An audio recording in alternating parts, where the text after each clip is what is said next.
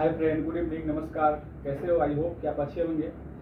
मेरा ये ग्लोब से संबंधित दूसरा पार्ट है। कल हम लोगों ने ग्लोब से संबंधित कुछ बातों को जानने का कोशिश किया है, और ये ग्लोब का दूसरा पार्ट है। अगर जिनको ग्लोब का समझना है तो आप पहला पार्ट पहले समझ लीजिए, उसके बाद ही आपको दूसरा पार्ट समझ में आएगा, नहीं तो वरना नहीं आ पाएगा। क्योंकि हम कल ये ग्लोब से संबंधित फर्स्ट पार्ट को कल हम लोगों ने पढ़ चुका है। तो फिर से हम थोड़ा रिकॉल कर लेता हूँ और रिकॉल आपको करवा देता हूँ कि क्या क्या कल हम लोगों ने पढ़ा था। तो आइए फोकस। देखिए, हम लोगों ने क्या पढ़ा था कि पृथ्वी अपने अक्ष पर 23.5 डिग्री झुका हुआ है। ठीक, अक्ष किसे कहते हैं? तो अक्ष उस रेखा को कहते हैं जो उत्तरी ध्रुव और दक्षिणी ध्रुव मिलाने वाली रेखा को हम क्या कहते हैं? अक्ष कहा जाता है। अक्ष कहा जाता है। कल हम लोगों ने जान लिए थे कि अक्ष किसे कहते हैं और भू अक्ष किसे कहते हैं, भूतुल्य अक्ष किसे कहते हैं। इसके बारे में भी हम लोग कल जान लिए हैं कि भूतुल्य अक्ष पृथ्वी के केंद्र से काल्पनिक ली गई रेखा को हम क्या कहते हैं? भू अक्ष कहते हैं। भू अक्ष कहते हैं। और भू अक्ष के लंबवत जो रेखा को कितना डिग्री का, भू अक्ष की जो लंबवत रेखा होती है वो कितना डिग्री का होता है? 90 डिग्री का। ये टोटल 90 डिग्री हो गया। हमने ये भी देखा कि पृथ्वी 23.5 डिग्री पर झुका हुआ है। ये भी हम लोगों ने कल देखा, 23.5 डिग्री पर झुका हुआ है। हम लोगों ने कल ये भी देखा कि अक्ष और भूतुल्य अक्ष के बीच का कोण कितना डिग्री कोण बनाता है, अक्ष और भू अक्ष के बीच कितने डिग्री का कोण बनता है, वो भी हम लोगों ने कल देख लिए थे। तो 66.5 डिग्री। तो आज हम लोगों को देखना है कि अक्ष किसे कहते हैं और अक्षांश किसे कहते हैं और देशांश किसे कहा जाता है। तो चलिए आइए बात करते हैं अक्षांश और देशांश में। तो चलिए देखिए, अक्षांश का जो दिशा होता है, वह अक्षांश का जो दिशा होता है उत्तर टू दक्षिण होता है। आपको समझाते हैं।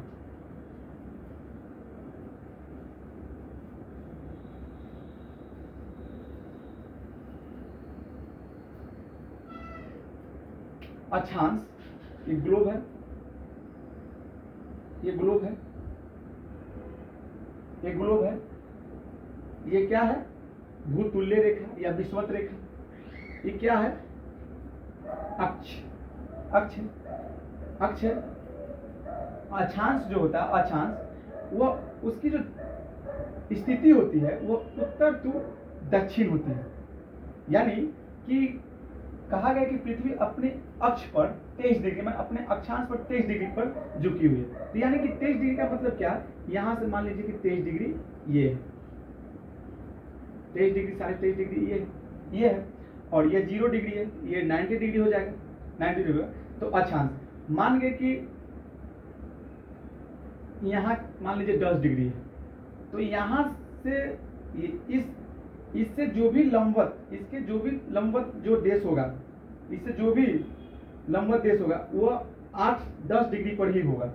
यानी कि अक्षांश रेखा जो होता है समानांतर होता है। ये चीज याद रखिएगा कि अक्षांश क्या होता है? समानांतर होता है। क्या यहाँ 10 डिग्री है तो यहाँ भी 10 डिग्री होगा।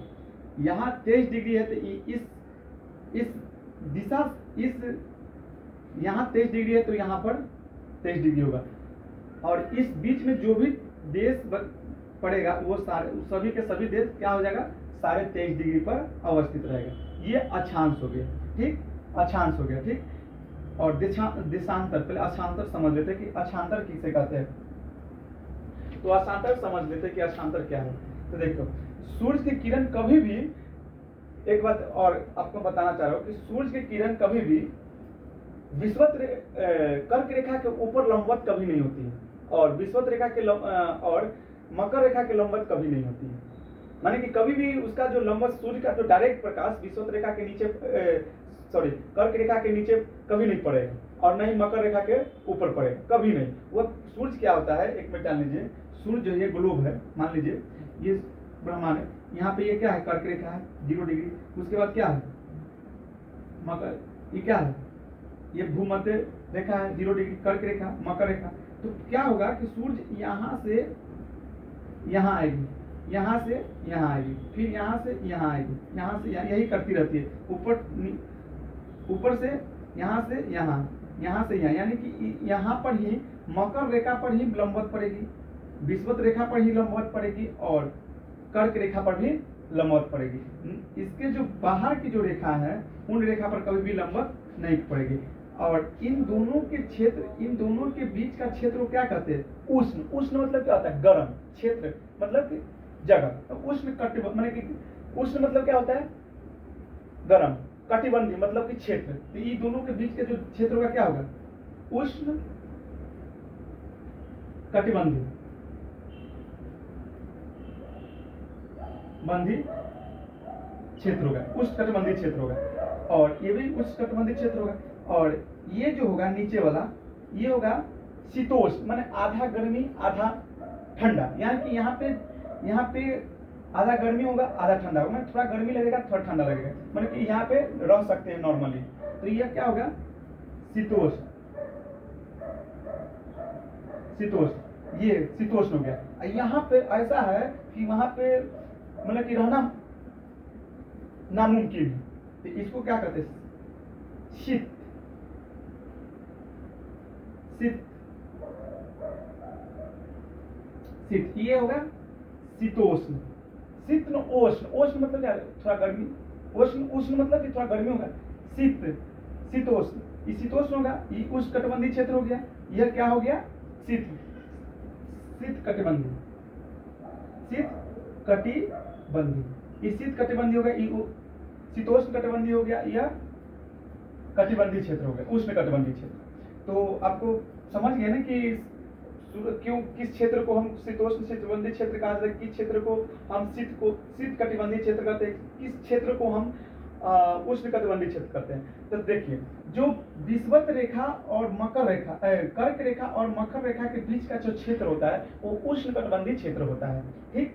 और उसके ऊपर क्यों होता है? क्योंकि आपको पता है ना कि हम बताएं कि सूरज की जो लंबवत, जो सूरज की जो किरणें होती है वो उस मकर रेखा से और कर्क रेखा से ऊपर नहीं पड़ती है। तो नहीं पड़ेगी तो जहाँ थोड़ा मोड़ा सूरज की रोशनी प्रकाश पड़ेगा तो वहां थोड़ा गर्मी रहेगा, और जहाँ साफे नहीं सूरज के प्रकाश पड़ेगा तो वहां पे क्या होगा? ठंडा होगा। यानी कि इन क्षेत्रों में होता क्या है, आपको बता दे रहा हूँ, इन क्षेत्रों में होता क्या है शीत कटिबंधी क्षेत्र में कि